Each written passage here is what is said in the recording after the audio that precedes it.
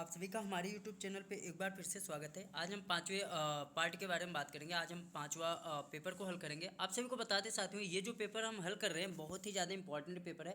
अगर हम इस पेपर की बात करें तो ये पेपर देख पा रहे हैं 21 जुलाई 2023 को हुआ था 12:15 पे से 2:15, मतलब 2 घंटे का पेपर होता है। और ये यही क्वेश्चन है साथियों। आप सभी को पता है कि ITI में बहुत सारे क्वेश्चन नहीं है जो कि अलग से पूछे जाते हैं।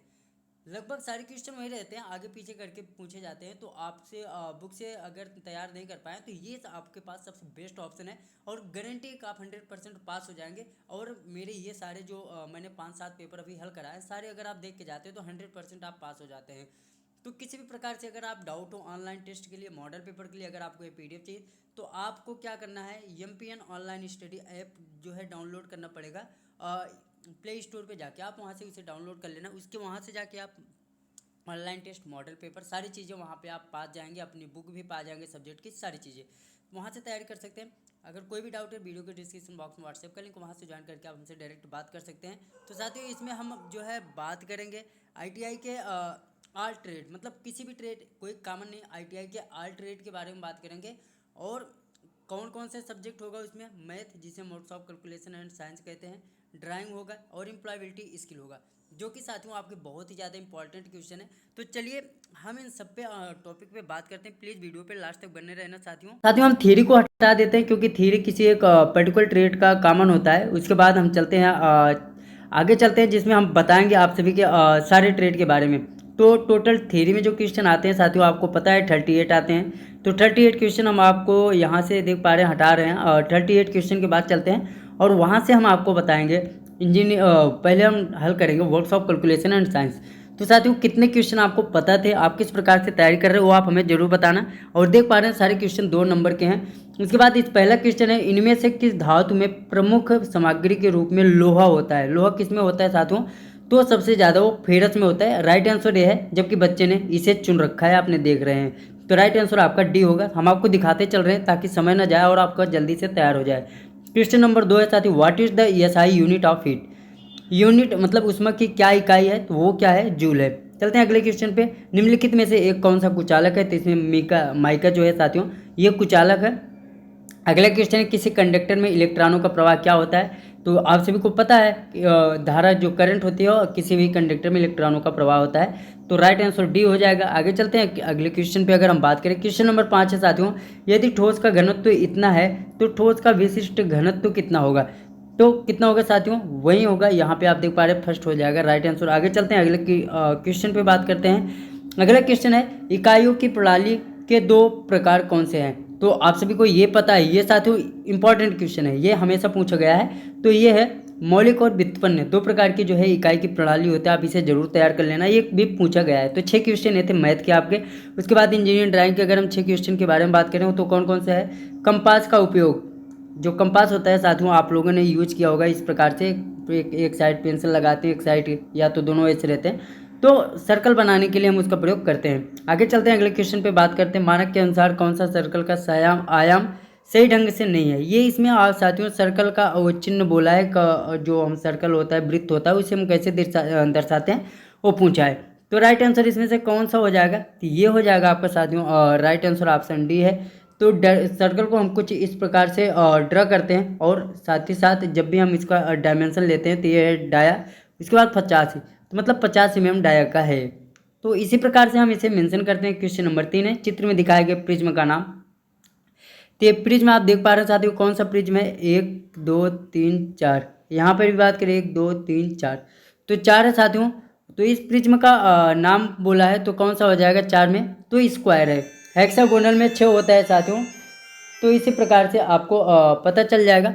चलते हैं अगले क्वेश्चन पे बात करते हैं। क्वेश्चन नंबर 4 है, इस उपकरण को पहचानना है। ये उपकरण कौन सा है, आप सभी को पता है, इजी क्वेश्चन है। तो ये कौन सा है साथियों, ओपन एंड स्पैनर। अगर यहाँ पे राउंड होता है साथियों, यहाँ पे आप देख पा रहे हैं, अगर यहाँ पे ये गोला सा होता है तो इसे हम रिंग स्पैनर बोलते हैं। अगर ओपन है तो इसे हम साथियों ओपन एंड स्पैनर के नाम से जानते हैं। अगला क्वेश्चन है साथियों, ये बी को पहचानना है आपको। बी ये इस वाले को पहचानना है आपको। तो कौन सा है बी, यहाँ पे देखना है। इस बी वाले को ये जो आया है बी लाइन है, इसे हम किस लेखक के नाम से जानते हैं, इसे हम डायमेंशन लाइन के नाम से जानते हैं। डायमेंशन लाइन क्या होता है साथियों, दो जगह के बीच की दूरी कहीं भी अगर हम दर्शाते हैं, तो जैसे ये हमारा पार्ट है, यहाँ से यहाँ के बीच की दूरी जो है हम डायमेंशन लाइन से दर्शाते हैं। और इस डायमेंशन लाइन पे ये जो तीर का निशान होता है वो 1:3 का होता है।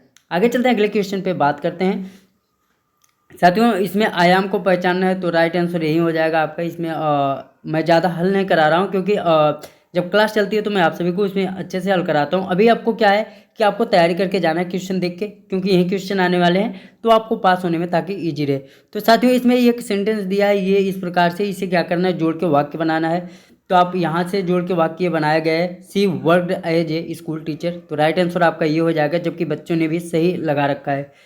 ये जो है साथियों एम्प्लॉयबिलिटी स्किल का आ गया, जो कि 25 क्वेश्चन पूछे जाते हैं। क्वेश्चन नंबर 2 है साथियों, एक ब्राउजर कौन सा है, तो इंटरनेट एक्सप्लोरर जो है ये एक प्रकार का ब्राउजर है। आगे चलते हैं क्वेश्चन नंबर 3 पे। लिंग रूढ़िवादिता हो सकती है, कैसी हो सकती है, हार्मफुल एंड हर्टफुल, मतलब हानिकारक भी हो सकती है और दुखदायी भी हो सकती है। क्वेश्चन नंबर 4 पे चलते हैं साथियों। क्वेश्चन नंबर 4 है, एक कौन सा एक सोशल नेटवर्किंग साइट है, तो फेसबुक जो है साथियों सोशल नेटवर्किंग साइट है। फेसबुक, इंस्टाग्राम, ये सारे जो है सोशल नेटवर्किंग के अंतर्गत आती है। क्वेश्चन नंबर 5 पे चलते हैं। इंटरनेट पर की गई एक अवैध गतिविधि, अगर आप इंटरनेट पे कोई गलत काम करते हैं तो इसे हम किस नाम से जानते हैं, साइबर क्राइम के नाम से जानते हैं। क्वेश्चन नंबर 6 पे चलते हैं। टाइम मैनेजमेंट मतलब समय प्रबंधन क्या कहलाता है। समय प्रबंधन हमें यह कहता है कि आप अपने काम को सही समय पर पूरा कर लें। आगे चलते हैं, अगले क्वेश्चन पे बात करते हैं। साथ ही ये सारे महत्वपूर्ण क्वेश्चन है, प्लीज इसे जरूर तैयार करके जाना। अगला क्वेश्चन, निम्नलिखित में से कौन सा वक्तव्य विवरण सत्य है, तो आपका ये आप यहाँ पे देख पा रहे हैं। आप जितनी अधिक समस्याओं का समाधान करेंगे, समस्या को सुलझाने में आप उतने ही बेहतर होंगे। मतलब जितनी ज़्यादा प्रैक्टिस करेंगे किसी काम में, आप उतने ही उसमें परफेक्ट होंगे। क्वेश्चन नंबर 8 है साथियों, यहाँ पे आप देख पा रहे हैं, कम्युनिकेशन जिसमें शब्दों का उपयोग के बिना सूचना आदान प्रदान की जाती है उसे क्या कहते हैं। जब भी हम किसी को बिना बोले अपने बातों को उनको बताते हैं तो उसे हम किस नाम से जानते हैं, नॉन वर्बल कम्युनिकेशन के नाम से जानते हैं, जिसे हम सांकेतिक भाषा के नाम से भी जानते हैं। और भी भाषाएं हो सकती हैं। अगला क्वेश्चन है, सांकेतिक हो गई, लिखित भाषा हो गई, इसे हम नॉन वर्बल कम्युनिकेशन के अंतर्गत मानते हैं। अगला है साथियों हार्ड स्किल, जिसे हम कठिन कौशल के नाम से जानते हैं। वो क्या है हार्ड स्किल इसमें से, तो ये है साथियों, अगर 60 WPM मतलब अगर 60 वर्ड हम पर मिनट में लिख रहे हैं तो ये जो है कठिन है, मतलब हार्ड स्किल है। आगे क्वेश्चन पे चलते हैं, बात करते हैं। अगला क्वेश्चन है साथियों, सिलेक्ट ऑल कमांड के लिए एक शॉर्टकट कुंजी क्या है, तो कंट्रोल+A है। जब भी हमें सिलेक्ट करना है तो कंट्रोल+A करते हैं। ऑल को सिलेक्ट करने के लिए कंट्रोल भी करते हैं, पेस्ट के लिए X करते हैं, C करते लिए कंट्रोल+C, कॉपी के लिए कंट्रोल+X जो है कट के लिए करते हैं। तो आइए चलते हैं अगले क्वेश्चन पे बात करते हैं। रैम का विस्तार तो रैंडम एक्सेस मेमोरी होता है, आपको पता होगा। आगे क्वेश्चन पे चलते हैं। क्वेश्चन नंबर 12 है, यहाँ पे आप देख पा रहे हैं, क्रोधी व्यक्ति की बॉडी लैंग्वेज क्या होगी। जब भी अगर कोई व्यक्ति क्रोधित है तो वो जो है अग्रेसिव होगी उसकी बॉडी लैंग्वेज, अर्थात आक्रामक होगा। अगले क्वेश्चन पे, तो ये महत्वपूर्ण क्वेश्चन है साथियों, इसमें पूछा है कि विराम चिन्ह, तो विराम चिन्ह के बारे में पूछा है। तो इसमें निम्नलिखित वाक्य में किस विराम चिन्ह का प्रयोग किया जाना चाहिए। इस वाक्य में साथियों किस विराम चिन्ह का प्रयोग किया जाना है, तो यहाँ पे क्वेश्चन पूछा है तो यहाँ पे क्वेश्चन मार्क का प्रयोग किया जाएगा। आगे चलते हैं, अगले क्वेश्चन पे बात करेंगे। अच्छे तनाव के संकेत इनमें से कौन सा है। इनमें से पूछा है कि जो सबसे अच्छे तनाव का संकेत है इनमें से कौन सा है, वो आपको बताना है। तो लंबे समय तक तनाव, नींद की कमी नहीं होती है, तो ये आपका बी राइट आंसर हो जाएगा। 15 नंबर पे चलते हैं, जांच करने वाले प्रश्न आपकी मदद करते हैं। तो साथियों जब भी आप अपने कस्टमर से मिलते हैं, कहीं आप दुकान खोल रखे हैं, मिलते हैं तो कस्टमर से क्या करते हैं, उनकी विशिष्ट आवश्यकताओं की पहचान करते हैं। उसके लिए हमें वहाँ मार्केट में जाना पड़ता है, कस्टमर से कस्टमर मिलता पड़ता है, तो ये सारी चीज़ें आती हैं। तो क्या करते हैं, ग्राहक से विशिष्ट आवश्यकताओं क्या है उनकी, उन पे हम क्या करते हैं, पहचान करते हैं। वो हमारा राइट आंसर होगा। क्वेश्चन नंबर 16 पे बात करें, लक्ष्य 2 प्रकार के होते हैं, कौन कौन से हैं ये आपको बताने हैं। तो लक्ष्य जो है लॉन्ग टर्म होता है और शॉर्ट टर्म, मतलब दीर्घकालिक और अल्पकालिक, ये 2 प्रकार के गोल होते हैं जिसे हम टारगेट बनाते हैं। तो आपका राइट आंसर डी हो जाएगा। क्वेश्चन नंबर 17 पे चलते हैं। तो इसमें साथियों स्मार्ट में यम को पूछा है कि यम का क्या अर्थ है। तो स्मार्ट में यम का अर्थ होता है साथियों मेजरेबल।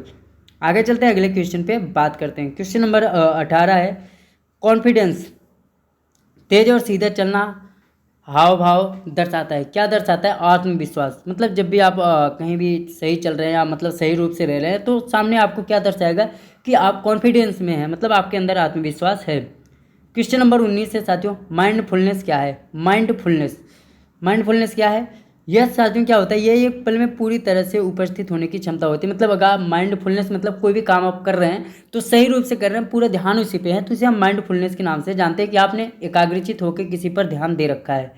क्वेश्चन नंबर 20 है, स्मार्ट में एक अर्थ क्या है? तो स्मार्ट में एक अर्थ जो है क्या साथियों? अचीवेबल है।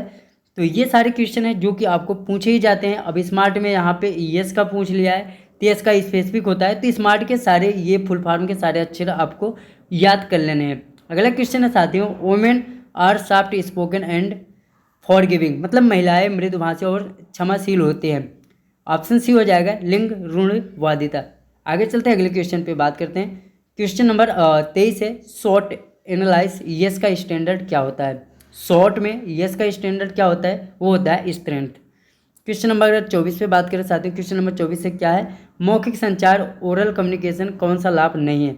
मतलब मौखिक संचार का जो कम्युनिकेशन होता है उसमें कौन सा होता है? ये इट्स इज नॉट रिकॉर्ड, मतलब ये जो है अगर आप मौखिक बात कर रहे हैं तो ये किसी प्रकार का रिकॉर्ड नहीं होता कि आप कहीं बात किए तो ये आपको फिर से मिल जाए। अगला क्वेश्चन है साथियों, क्वेश्चन नंबर 25, इनमें से कौन सा वाक्यांश एक टेलीफोन कॉल से संबंधित नहीं है? कौन सा है इसमें जो टेलीफोन से संबंध नहीं रखता? होल्ड ऑन साथियों होता है, कॉल बैक भी ऑप्शन आता है, पिकअप भी आता है, मेकअप का ऑप्शन जो है इसके अंतर्गत नहीं आता, तो बी आपका राइट आंसर हो जाएगा। इस प्रकार से क्वेश्चन आते हैं साथियों। प्लीज़ आप चैनल पर नए हैं, चैनल को सब्सक्राइब कर लें। फिर मिलते हैं अगली वीडियो में, तब तक के लिए धन्यवाद।